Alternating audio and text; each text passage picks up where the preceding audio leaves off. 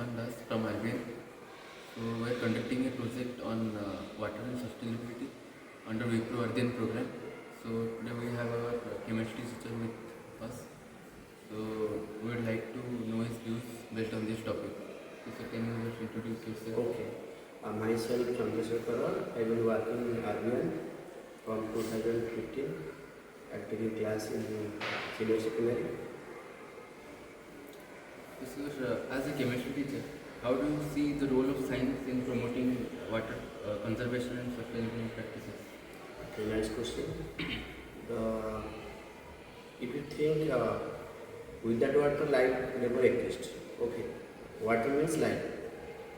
So as a chemistry teacher, the foremost work of the people or the public, they should know how to use the water in proper way. So there should be a water awareness program among the people, right? For which the people can avoid our wasting of the water. Because in India, if you compare to other countries, the people waste so much water in India. But if you go to the outside of the country, they protect water as a life, right? Because they think water means life. Okay. So what are some common chemicals that pollute water and where do they come from? Okay. So nice question. So according to your question, it is so lengthy. But I think as a chemistry teacher, because in chemistry mostly we are using chemicals, and so after the using chemicals, it is wasted because we throw it in the sink and it pass through the drainage and mix in somewhere. Okay, and it will better before throwing the chemicals, if you utilize it, so little bit it will be better for the ecosystem and for the people which are used for drinking purpose. And mostly, as you know, that in we are using so many chemicals which come from industrial factory, and they are using so many chemicals. There is no particular chemical I can say. So many chemicals. If we say the bleaching powder, or you can say the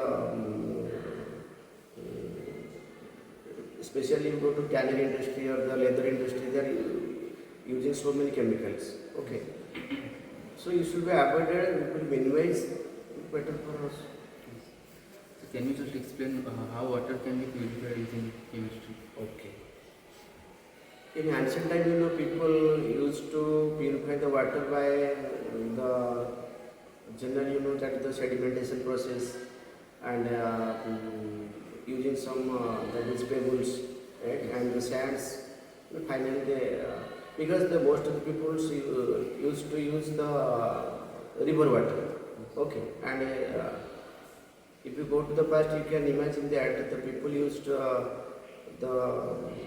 drinking water by digging some shallow in the river area, and that water is very good.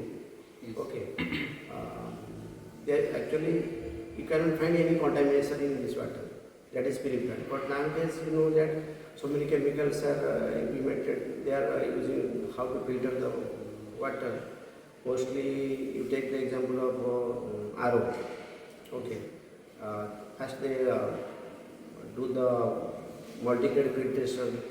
Then they use some hypo. Then they use that is demineralized water, means they purify water by using some cation base, anion base. Okay, then mixed bed, and they do ozonized, means the ultra UV method, and finally we can use as a pure water. How can green chemistry help reduce water pollution? Water pollution. Okay. So green chemistry means you have to do lot of plantation in your locality, mostly in river area. That means if you get sufficient of oxygen and the climate condition is better, and for which we can get the sufficient raining every year. Okay, that's why you can minimize the water consumption. Okay. How do you ensure water is used safely and efficiently during experiments in the lab? Experimentally, okay. So how much water is required? You will use this much, and honestly, suppose you are doing washing of any beaker or the glass apparatus. So once you wash it, you should stop the tap. Honestly, it will continue, then it is also wastage of water. What challenges do you face in minimizing water usage during chemistry practice? Repeat it. So, what challenges do you face in minimizing water usage during chemistry practicals? Challenges means. So challenges has not happened, but so you should do the instructions to the students.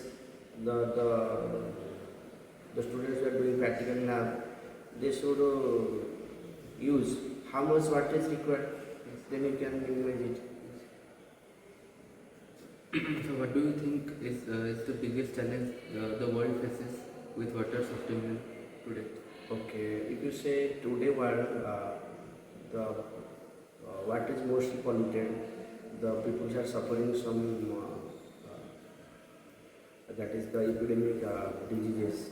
Okay, and I think in future if you not care for it, will not think seriously, the whole world will be difficult because as you know that first already I have told the water means life.